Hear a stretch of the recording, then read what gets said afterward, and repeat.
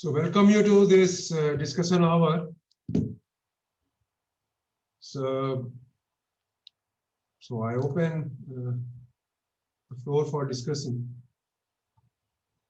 So if you have any doubts from module 5, we can discuss those. We have 2 more sessions tomorrow and day after tomorrow. We can discuss module 6 in those. Tomorrow we can have a tutorial based on assignment number 5. And then Friday we can have another tutorial or discussion on assignment 6 or even on 5. It's okay. Yes, so any doubts anybody has?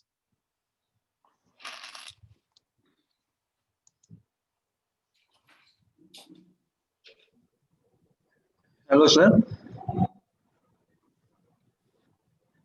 Hello.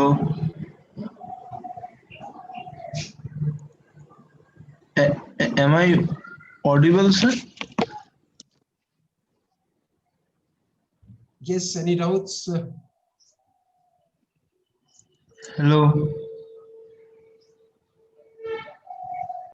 Hello, sir. Hello. Sir, you are. Avik, I can't hear you. You have to unmute yourself. Sir, I am already unmuted. Sir, Udayan is asking you a question. You have to unmute yourself, Avik Viswas. Sir. Sir, I think your headset is not connected. I think there is some problem in your audio.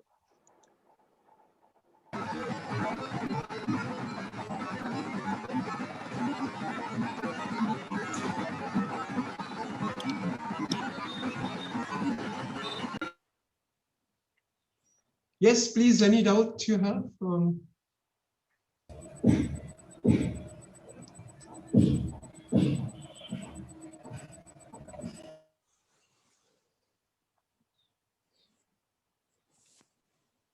you can't hear me? Sir, we can hear you, but I think you can't hear us.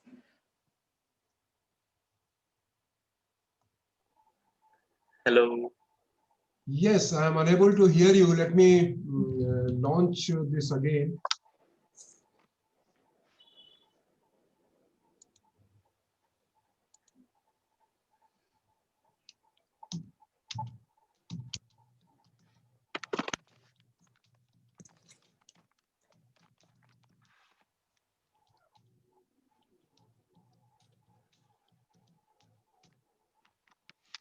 So let me just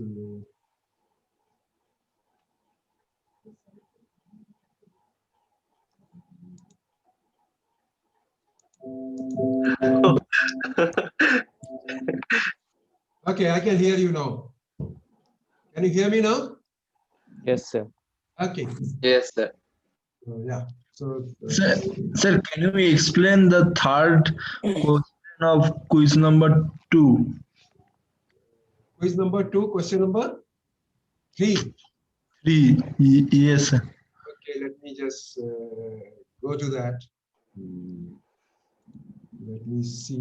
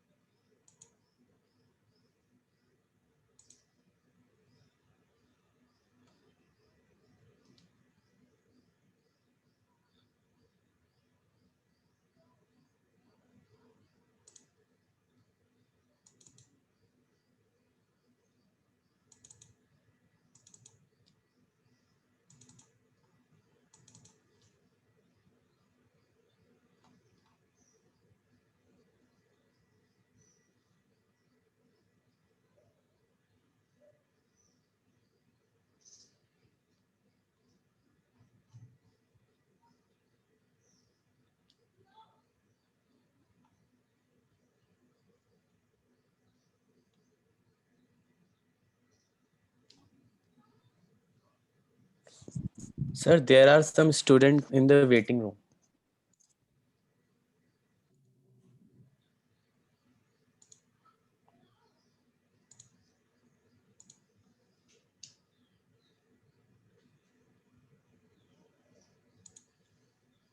So, quiz 2, right? Which question you said? Question number 3, right? Yes, sir. This is question number 1. Question number 2. Yeah, so question number 3 was that x1, x2, x be a sequence of IID, normal, 0, theta, random variables. For estimating theta, consider estimators theta 1 and root pi by 2, 1 upon n summation I is equal to 1 to n mod of xi whole square, and delta 2n as 1 upon n summation xi square, right? So delta 2n is certainly unbiased for theta, right? Because this is the variance, expected value of delta 2n would be expected value of x1 square, which is the variance of x1 of theta. And then you have this estimator, because mod of xi can be used, can be expected mod of xi would be some function of theta. So I have to consider the LRI of delta 2n relative to delta 1n, right? So I have to find the expressions for their mean squared error and so on. So for LRE, note that even if you find mean squared error expressions up to order of 1 by n square, that should be good enough, right? Right, and that is what we will do. So let us first consider yi to be mod of xi, because this is 1 upon n, this is same as the mean of mod of xi, right? And then this can be written as square of that, so that becomes h of y bar, right? So where h is ht is t square. So yi I consider as mod of xi, and ti as yi square, which is same as xi square, because these are means of xi square, so these are mean of ti's. This is a mean of xi, yi's, because yi's I have defined as mod of xi's. So that is why I have defined two variables, yi as mod of xi, ti is same as xi square, which is same as yi square. Now then, clearly since xi's are IIDs, y1, y2, y1 would be IID. And t1, t2, tn would also be IID, because x1, x2, xn are IID. Let us look at the distribution of ti. Xi square upon theta is chi square on 1, right? Because xi is normal 0 theta. Xi is normal 0 theta. So xi by root theta is normal 0, 1. Xi by root theta is normal 0, 1. So xi square by theta is chi square by 1. So xi square by theta is chi square 1, which is same as ti by theta, which is same as yi square theta. So I consider what is expected value of yi's, because finally I'm considering the sample mean of y bar. So I need to consider what is the mean of each yi and what is the variance of each of yi. So expected value of yi is how much? Note that yi square is theta times chi square 1, right? Because yi square by theta is chi square 1. So yi is same as square root of theta into square root of chi square on 1. So expected value of y1 is same as square root of theta into expected value of square root of chi square on 1. Square root of chi square of 1 is easy to find it out. This everything turns out to be root 2 by pi into theta. Is that okay? Let us look at variance of y1. Variance of y1 is same as expected value of y1 square minus expected value of y1 whole square. Expected value of y1 we have already found out, root 2 pi by pi root theta. So it is 2 by pi theta. And expected value of y1 square is same as expected value of x1 square, which is 1, which is theta. So this becomes pi minus 2 by pi theta. So I know mean of yi and variance of yi. Now I need to look at the mean and variance of xi square. So I found out expected value of ti, which is same as expected value of y1 square. And expected value of y1 square is same as theta, which is same as variance of x1. Right. What is the variance of t1, which is same as expected value of x1 to power 4 minus expected value of x1 square whole square. Expected value of x1 to power 4 is how much? It is a kurtosis kind of a thing, 3 times theta square, right? Because kurtosis is 3 and variance of x1 is theta. So it is same as kurtosis times variance whole square. So 3 theta square. Minus expected of x1 square whole square is same as variance of x1 whole square, which is theta square. So this becomes 2 theta square.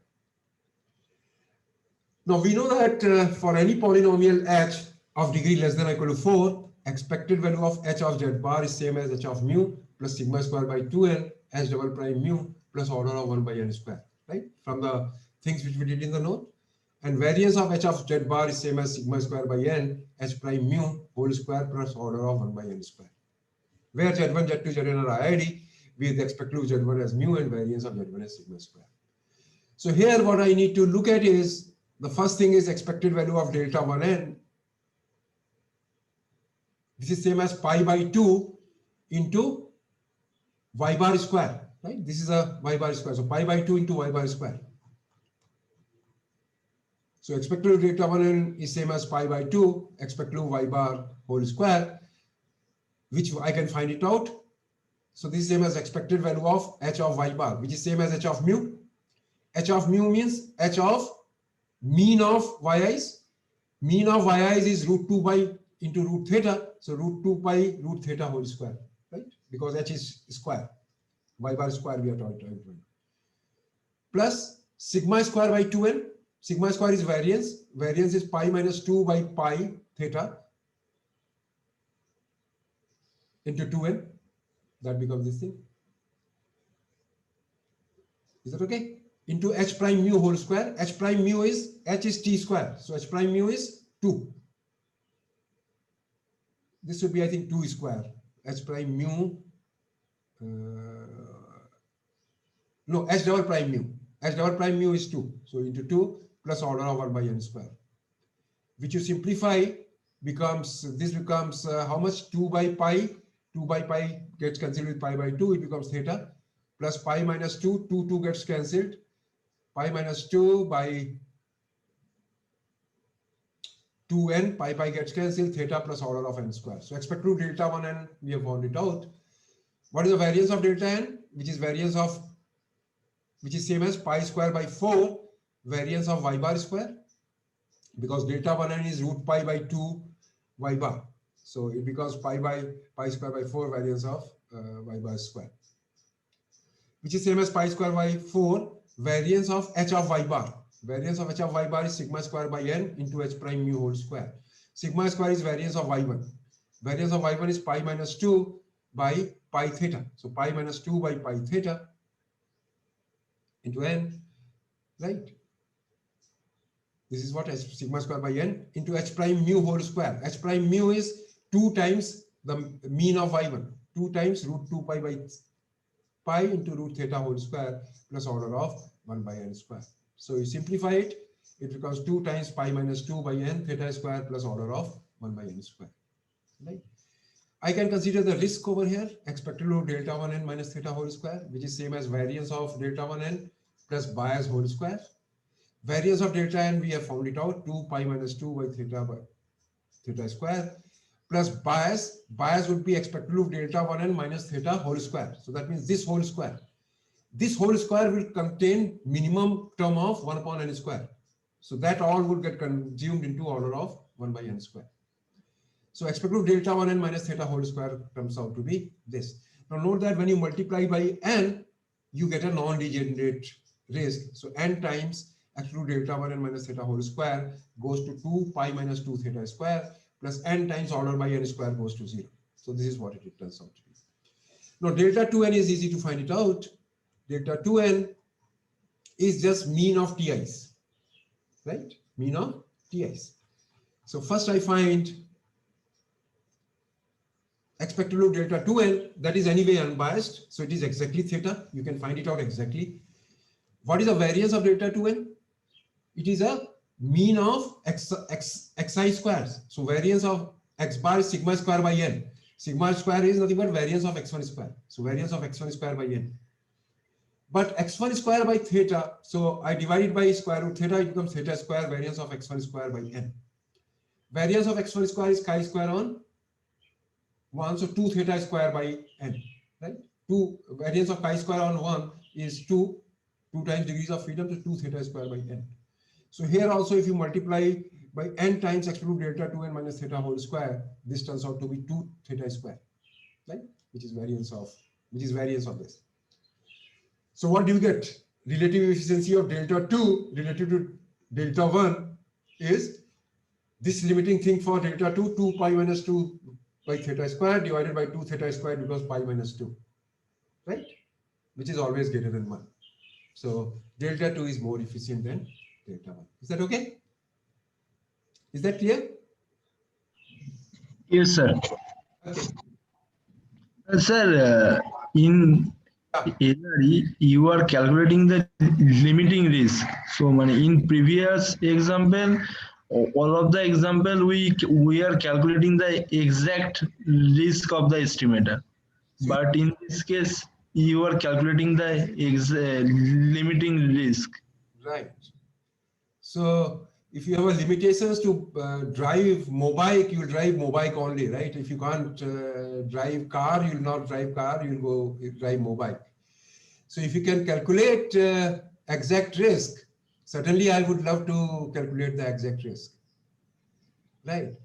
Even if I am able to, but if I am not able to calculate the exact risk, I know that limiting risk, that approximate risk is okay, right? Even if sometimes I'm able to calculate exact risk, but the calculations are so cumbersome that I may like to avoid that because I can get those limiting risks in a very straightforward manner. So I would prefer to go for a limiting risk because that would serve my purpose, right? And that's the reason here I went for the. You see, here finding exact risk for delta 2n was not a problem because chi-square was coming, right? Yes, sir. It was only delta 1n was not a problem. And for that, I needed to use approximation. You know, there was no other way I could have done it. Is that okay? Okay, sir. Yes, any other doubts anybody has?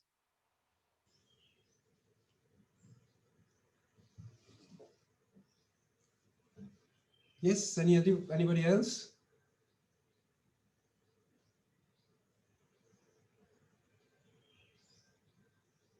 Any other doubt?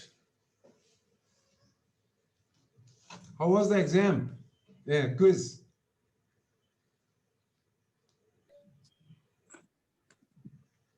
Moderate, sir. Huh? Average. Average, okay.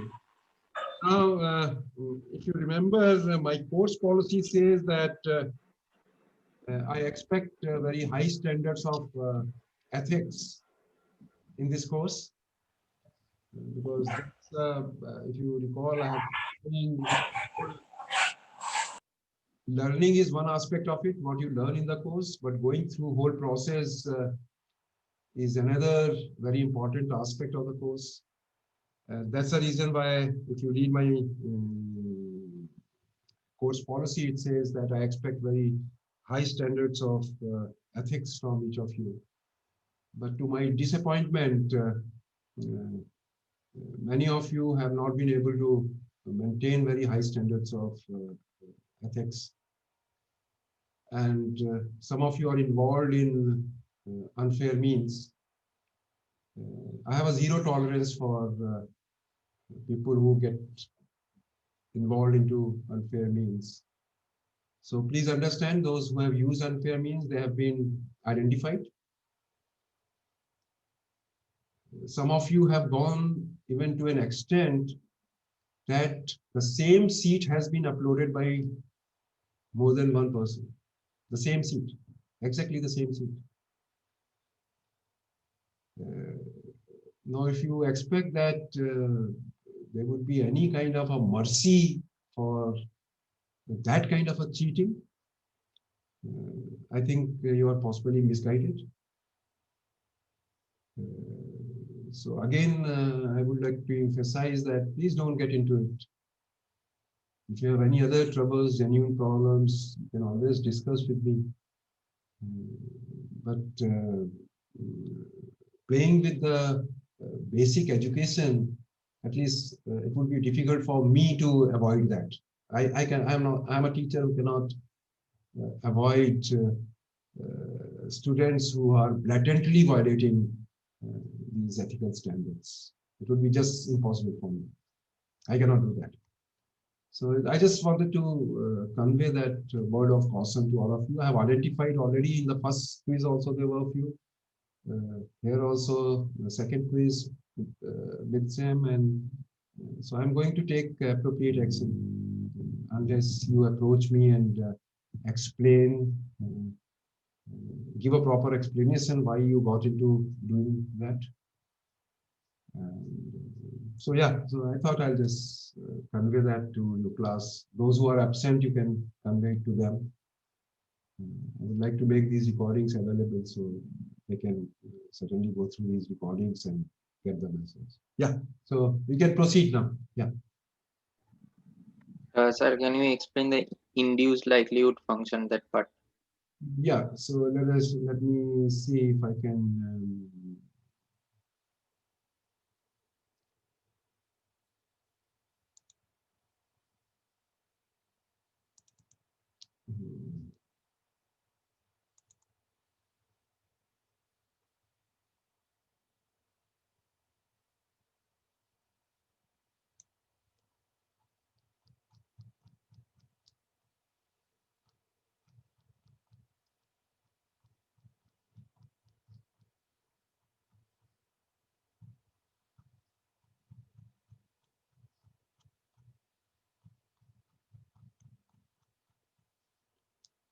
So you see, likelihood for maximum likelihood estimator is the one which maximizes the likelihood function, right?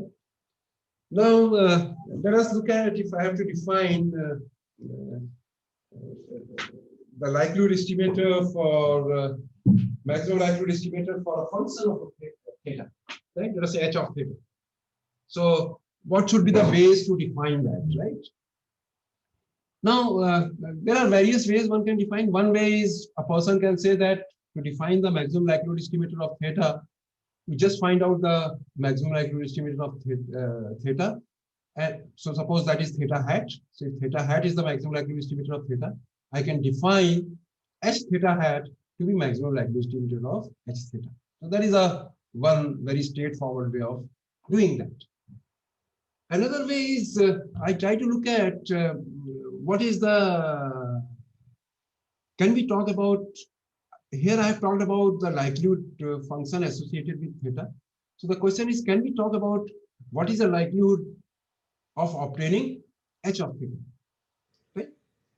What is the likelihood of obtaining h of theta given that you have observed x, right? So that is the whole thing. Now note that this h theta may not be 1, 1, right? So there may be more than one points which may be going to theta, h theta, right? So then this suggests is I look at all those points theta which are going to h of theta, right? And I can define that to be the likelihood function at the point h theta, and I can call that to be the induced likelihood function. So I consider supremum of all those likelihood. So I consider all those thetas which are going to a h theta. So suppose I have to find a likelihood function at the point h theta, right? Now for a given h theta, there may be more than one points which are going to h theta. Is that okay? So I look at all those points which are going to a fixed h theta. So all those thetas which are going to h theta, and I then consider corresponding likelihood functions Lx theta, and I consider supremum of that can be considered as a likelihood function at a point h theta. Is that? And that is how we are defining.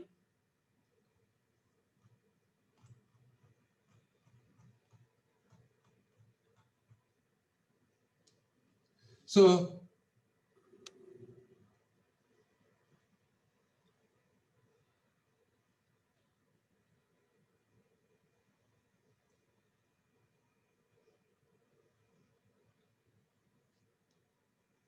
right? So it is for a given eta, eta is your h of theta, right? Eta is h of theta. So I look at, sorry, not eta is h of theta, yeah, h of theta. So if I have to define a likelihood, yeah, so over here. So suppose eta is h of theta. Here I'm considering g theta. So eta is suppose g of theta, right? And I'm talking about induced likelihood function at the point g theta, which I'm denoting by a eta. So what I do is I look at all those thetas which are going to eta. So collection of all those thetas such that g theta is same as eta. And I consider corresponding likelihood function at the point theta. And I consider supremum of all that, that is called the induced likelihood function at the point eta. Now for a fixed eta, you look at all those thetas which go to eta, and you consider supremum of likelihood functions of that. That is the induced likelihood function. So then I've got a likelihood function of h of theta, which I'm calling as eta, right? Now I can think of the point which minimizes this likelihood function that can be treated as maximum likelihood estimator of h of theta. Actually here I'm calling that as a g of theta. But then, so these are one way to define the maximum likelihood estimator. So I talk about likelihood function of the function of a parameter, which is g theta in this case. And how do you define likelihood function of that? I look at all those points which are going to g of theta for a fixed g of theta. I consider supremum of likelihood functions of theta over that. And I can define that to be the likelihood function at a fixed point h theta. Is that okay? Is that okay? So for example, in the normal case, suppose your g theta is theta square. Right? Suppose g theta is theta square. What would be the induced likelihood function corresponding to theta square?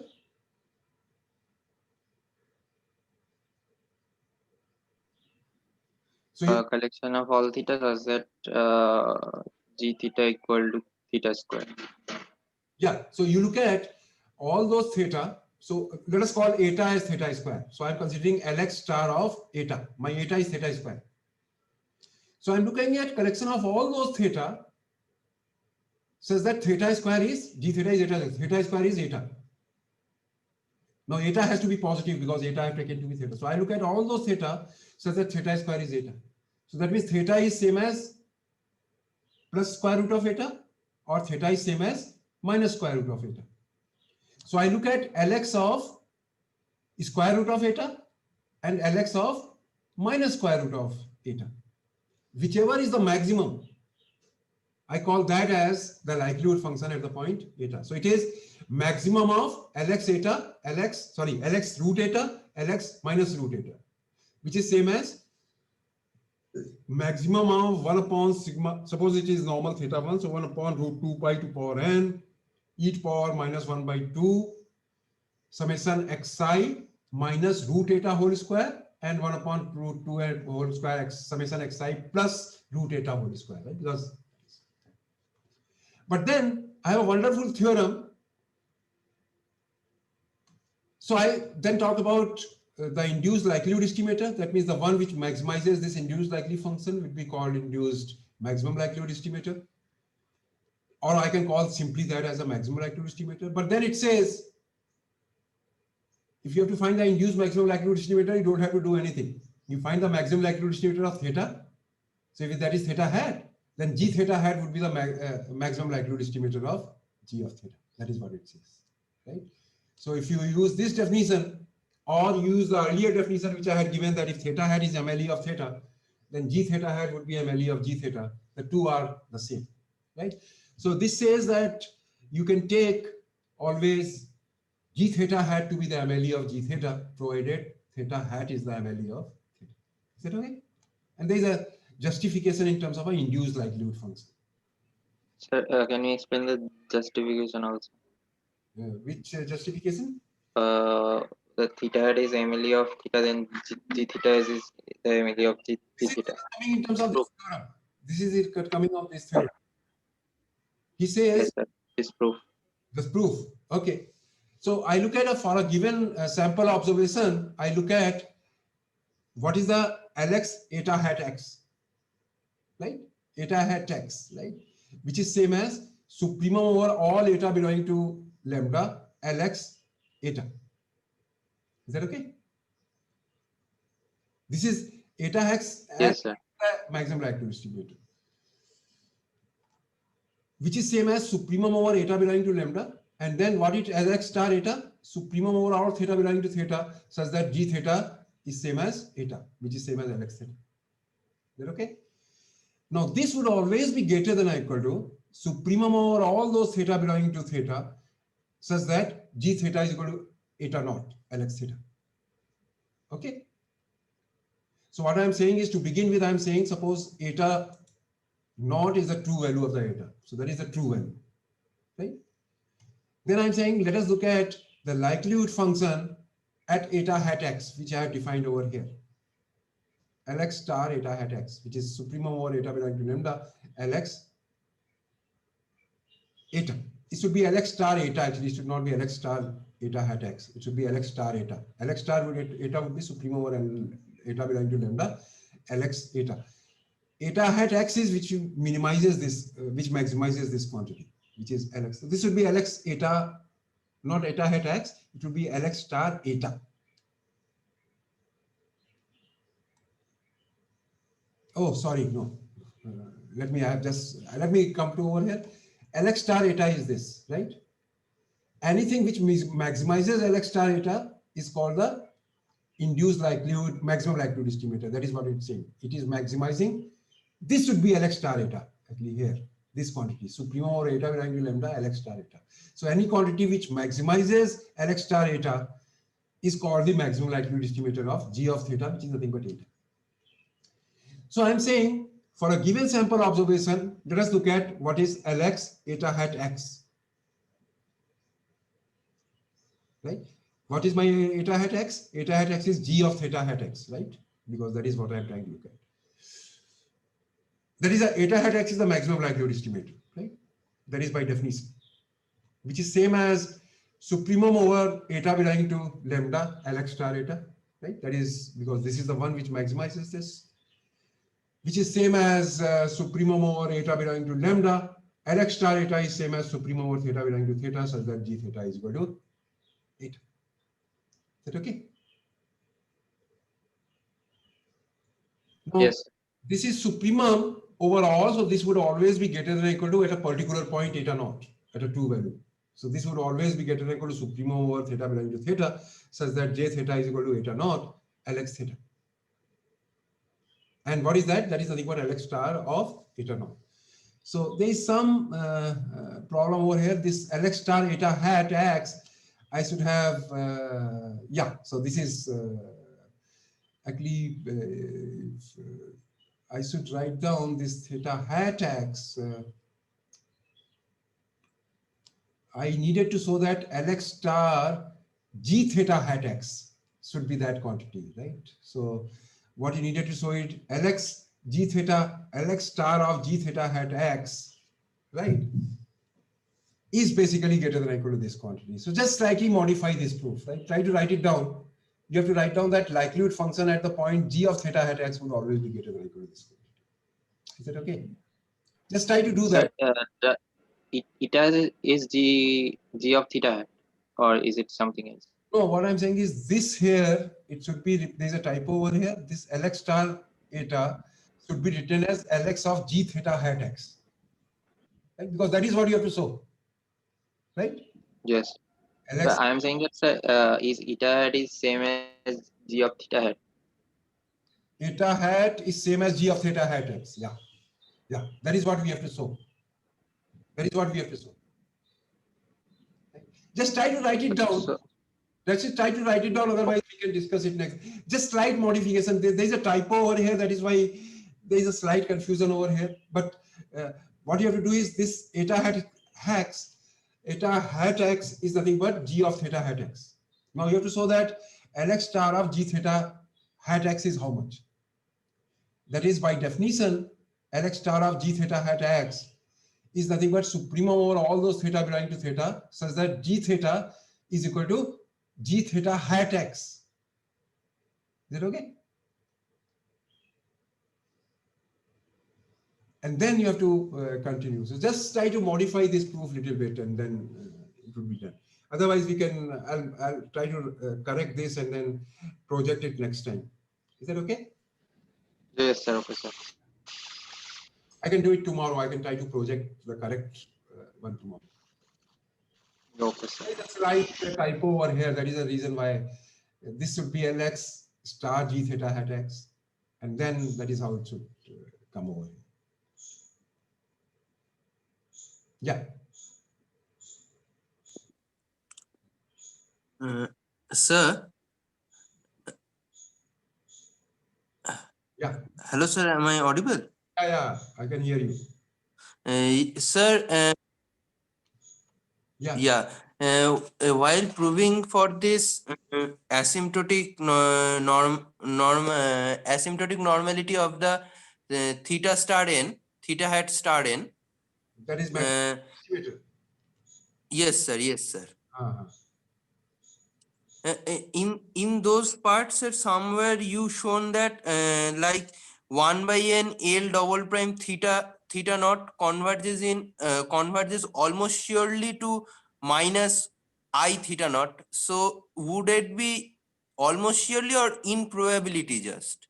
Almost surely, because you have a strong law of large numbers, no? Yes, sir, but that requires a expectation of the fourth order moment to be finite. So means it. No. Strong law of large numbers just requires first movement to be finite. It doesn't require. Okay. Strong law of large numbers only requires first movement to be finite. Expected value of mod of x1 should be finite. That's all. Okay, sir. Okay then. Any other doubt anybody has?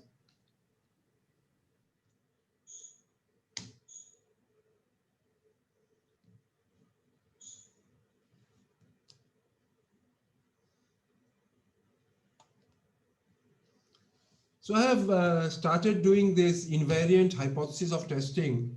I think that would be the last topic which I'll be able to cover. I can't go beyond that. The syllabus is very vast, which if you see the courses of study, the syllabus is very vast, so I cannot cover all that. I'll have to stop at invariant hypothesis testing. I've started part of it, so if you see the initial few lectures are nothing but repetition of what you did in the last course. So I'm trying to review what are uniformly most powerful and biased tests, what is a uniformly most powerful test.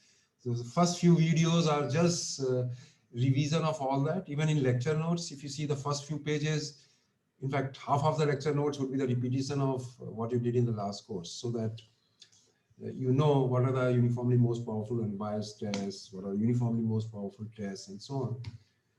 And then the invariance comes in. Right?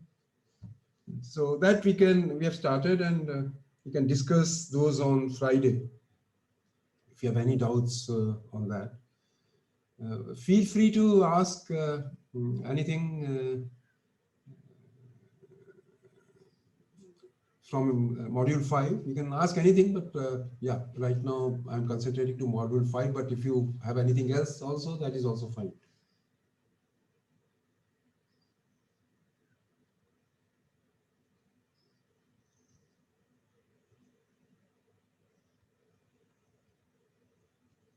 Don't have anything?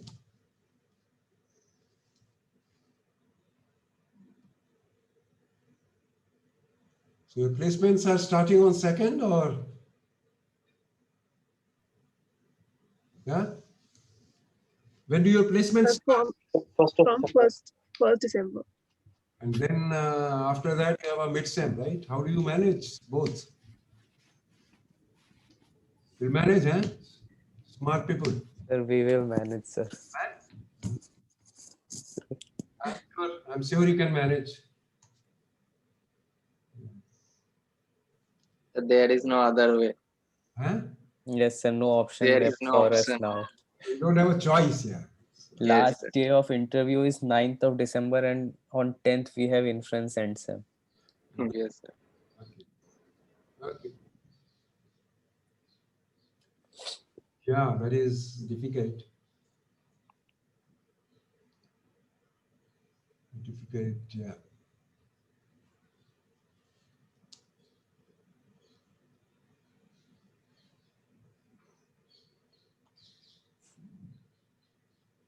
But if I can be of any help, you can always pass on suggestions to me.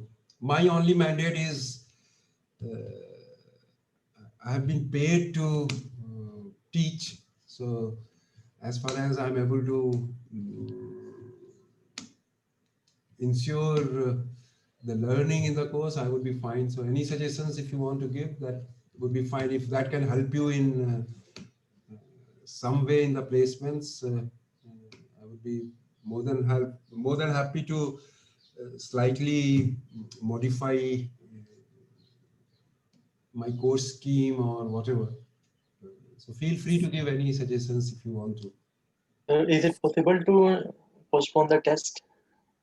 No, you are only one speaking now. First, you talk to group. I can leave. Sir, Yeah. sir, can you reduce the syllabus for end-sem? Can you give syllabus after mid-sem? Just something like that you can do.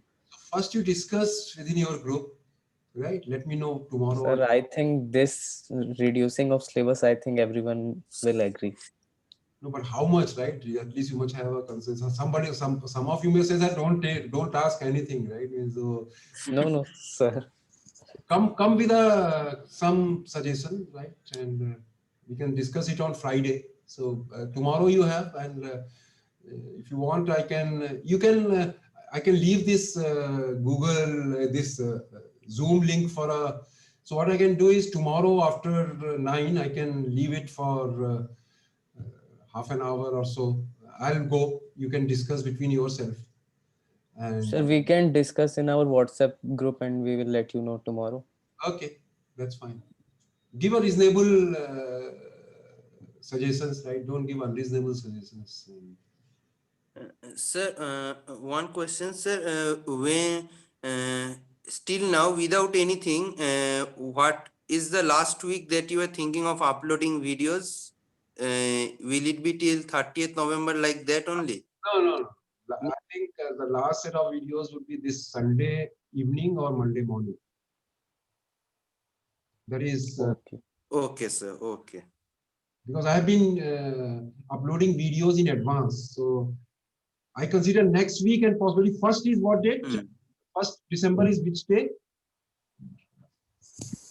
1st of December is which day? So Tuesday. So Tuesday is the last working day. So what I will do is this Sunday I will upload all the videos up to Tuesday, right? So normally I was so this could be 7 to 8 videos this time because it will go up to Tuesday, right? So So 7 to 8 videos in a week? not week, up to next Tuesday, na? Oh. So, which so we'll see. We have been doing 5 this time also roughly 5 because last one is 16 minutes, and in fact last 3 videos here are nothing with what you did in the last course, right? It is review of Neyman-Pearson lemma, theorems about UMPU tests and all that. So that is a part of your last course, but I thought it would be better that you have those results handy with you. Discuss with among yourself and let me know what kind of a thing you want. Then in that case, if there is a reduction in syllabus, I may have to modify little bit the weightages, but that's fine. You can do that. More or less weightages would be the same, but slight modifications here and there. Yes, any doubts you have? And those who have been involved into these using unfair means, they should get in touch with me in person. Otherwise,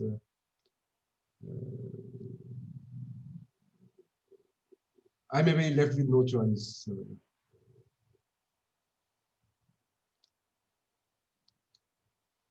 Yes, any doubts? Anybody would like to discuss?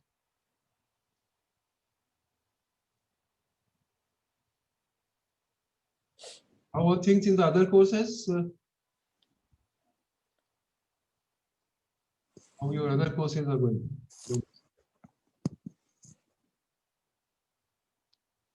Because you'll have exams there also, right? Yes, sir. So how are the preparations for those courses?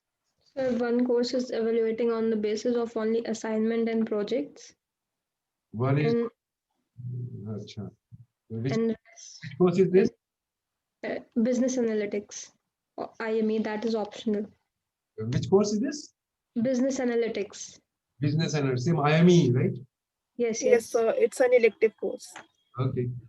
So there's anyway, it's a very smooth walking for you people, right?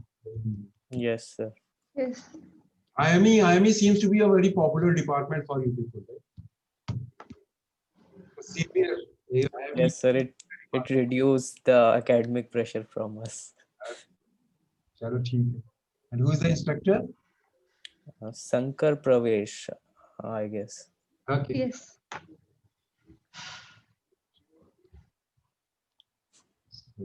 So the one course is from IME, right? Or two courses from IME. Sir, One one course. course, sir. Remaining four are from our department. Yes, sir. The remaining are from MTH.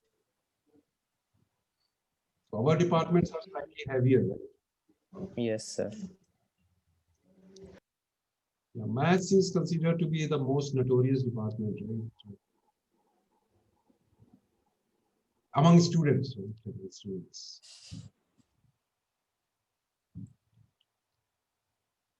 Well, that's okay. So yeah, I think I can take a feedback from you. That just let me know. You have idea about I'm preparing a document. So we have a plan to start a 4-year program in data science, in statistics and data science, right? So our department is planning to start a 4-year program.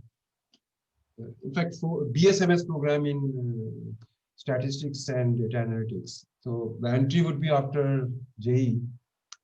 So we are in the process of preparing that. But for that, I need.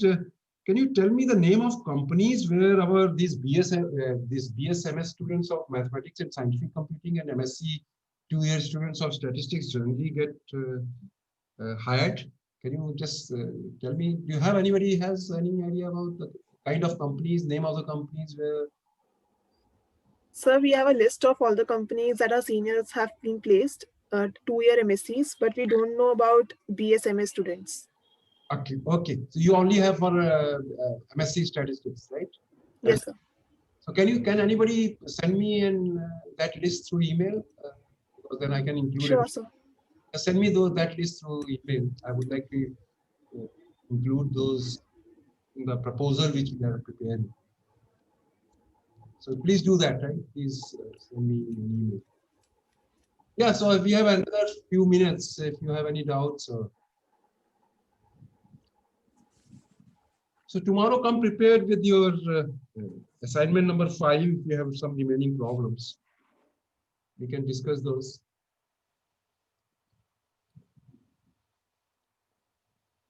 Okay, sir. Yeah. Yes, anyway.